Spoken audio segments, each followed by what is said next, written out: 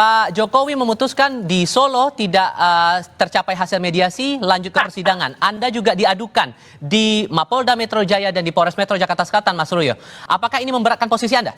Inilah justru bentuk konkret dari merendah-rendahkan pengadilan, menghina pengadilan. Siapa yang bilang dia akan datang kalau dipanggil pengadilan? Nyatanya, ini fakta. Tadi siang tuh ada mediasi yang seharusnya dia datang. Dia nggak datang, malah nyanyi di rumahnya. Padahal ada orang, kecuali orangnya di luar negeri loh ya. Para pelapor yang pakai alasan nggak jadi lapor karena ditunda, karena lagi di luar negeri.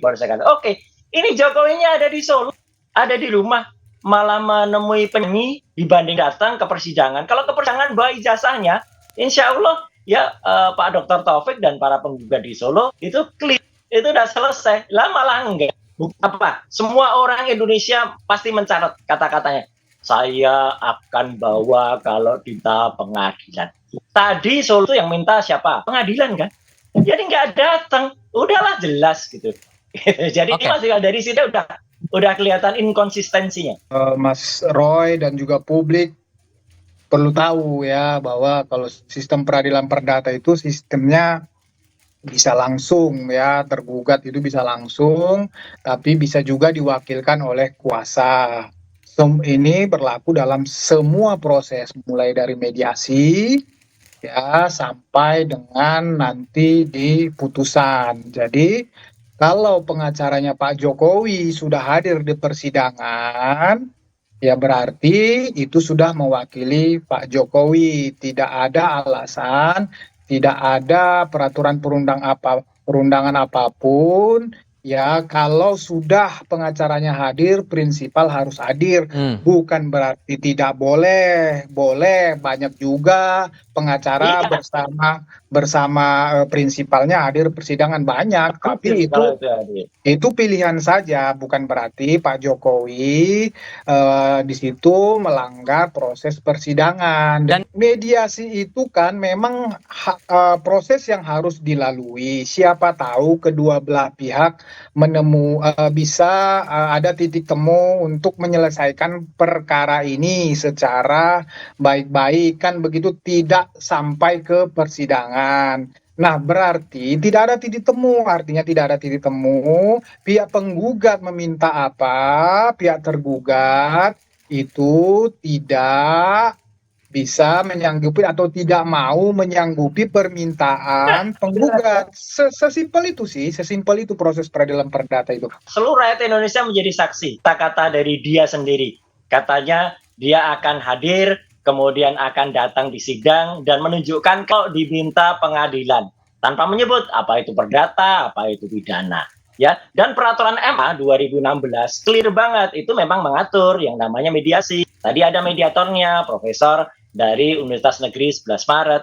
Sudah ada semua, sudah diciptakan, negara sudah menciptakan itu. Kalau dia datang menunjukkan itu, kan publik bisa mulai, ini elegan. Oke, Mas Freddy tadi mengatakan pilihan, ya ini pilihan yang nggak elegan, pilihan yang kurang bagus lah gitu. Saya juga, waduh, kok kayak gini yang dipilih gitu. Ini sarannya kurang bagus. Kalau dia datang menunjukkan bagus, nanti misalnya ketika di Jakarta juga misalnya kemarin tanya lapor ya Mas Rival, lapor itu kan ya kita lucu aja lah gitu, kita lihat aja nanti ya, orang lapor mau ada ijazah kan harusnya juga ijazahnya itu diperiksa, disimpan dulu atau disita oleh kepolisian, kan nyatanya juga tidak gitu. So, pembuktian apa yang bakal Anda tunjukkan nanti? Ini Anda sudah diadukan di Mapolda langsung oleh Pak Jokowi, di Mapolres Metro Jakarta Selatan juga Anda diadukan oleh Peradi Bersatu. Bukti apa yang mau Anda tunjukkan nanti kalau dipanggil untuk diperiksa, Mas Roy? Saya sesuai konsisten ya. Jadi artinya ketika itu saya akan tunjukkan bukti-bukti pemeriksaan primary evidence ketika saya memeriksa skripsi waktu itu, dan ketika saya memeriksa apa yang ditunjukkan oleh kader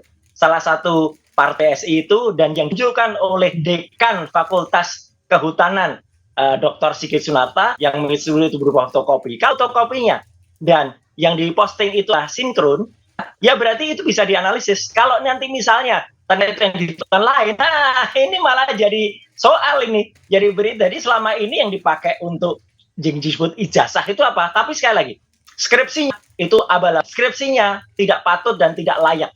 Skripsinya kita berani main 99,9% itu adalah palsu.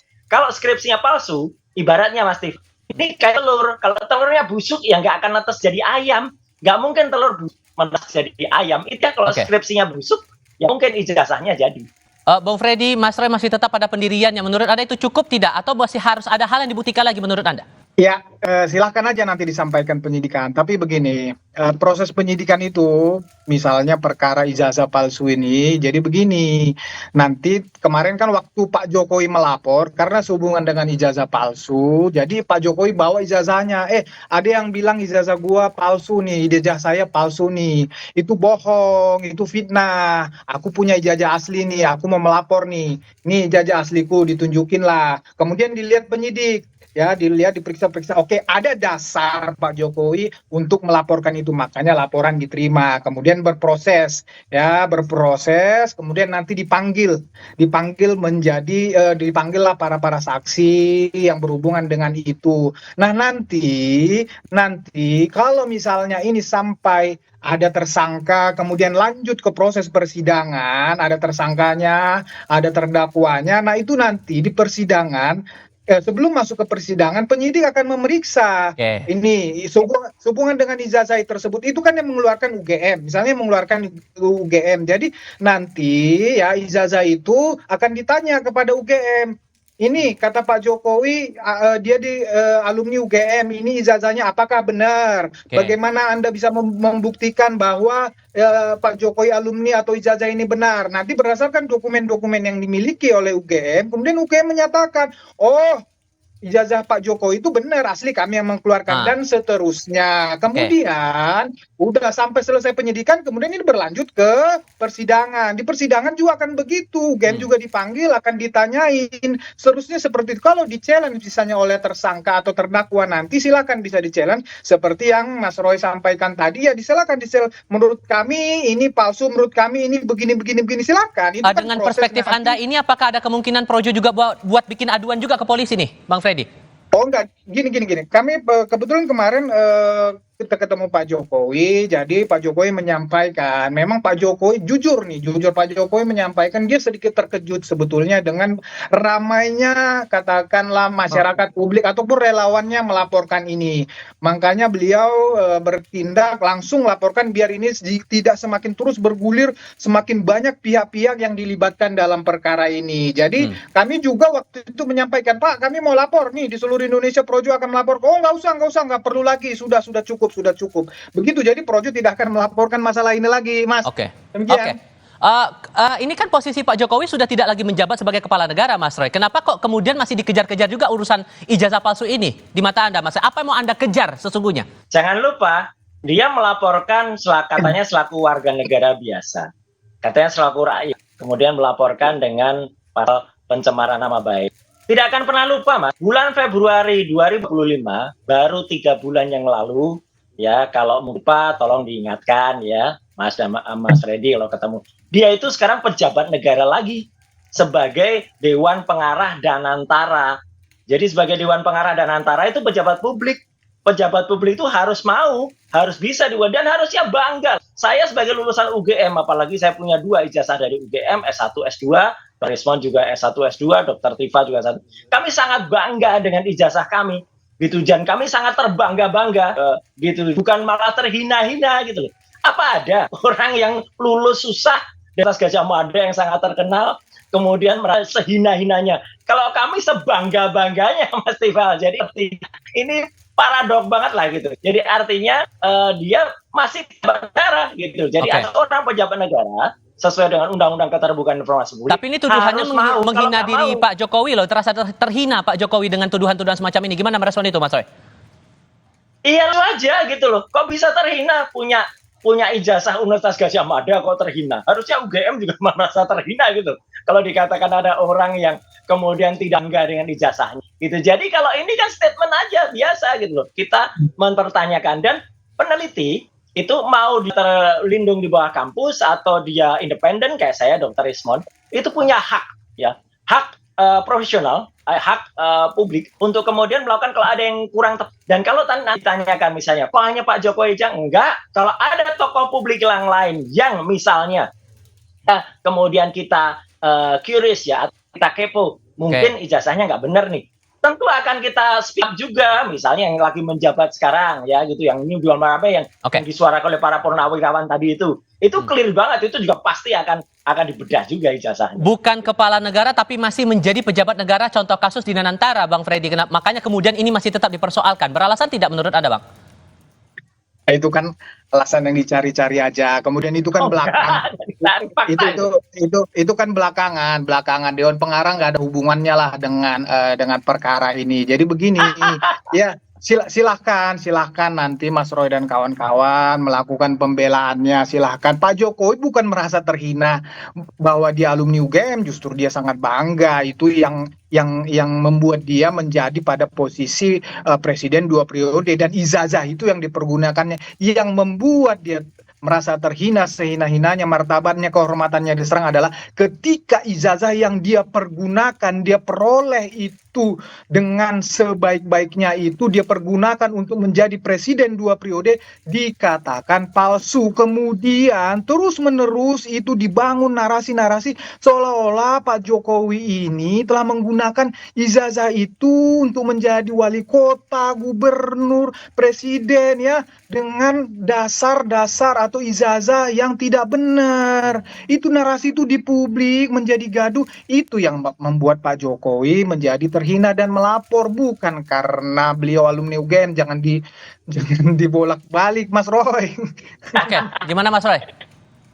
Nah, artinya itu fakta kami pun dari UGM itu ya justru malah merasa bangga kalau misalnya ada ijazah kami. Dan sementara belakangan bukan ya, saya ingat betul ya, saya bukan lupa.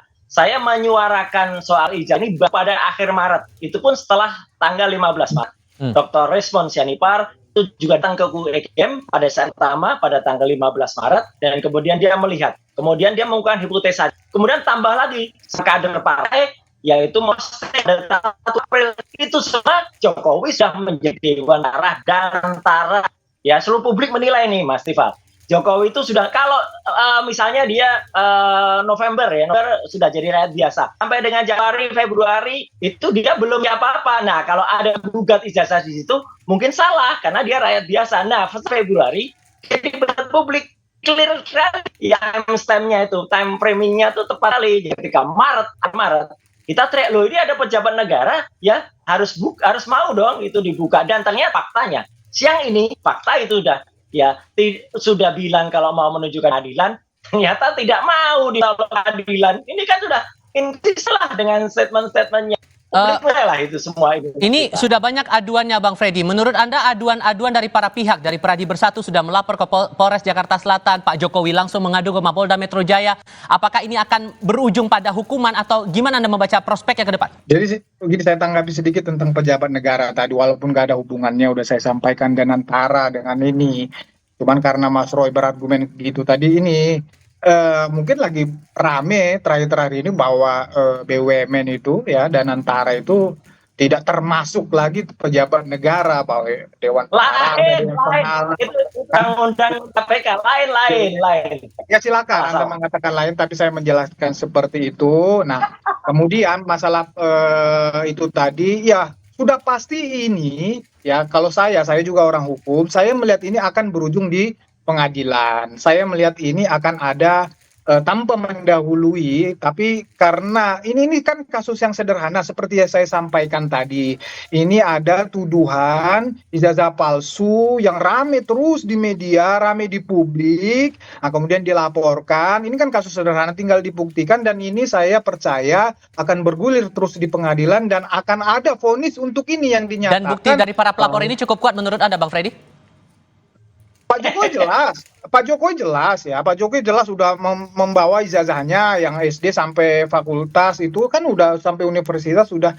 Ini kan bukti yang sudah sangat kuat, bukti otentik kan begitu. Nah, masalah para pelapor yang lainnya kan juga kalau nggak salah saya penghasutan tinggal dibuktikan saja apakah perbuatan-perbuatan para terlapor ini benar-benar bisa menghasut publik.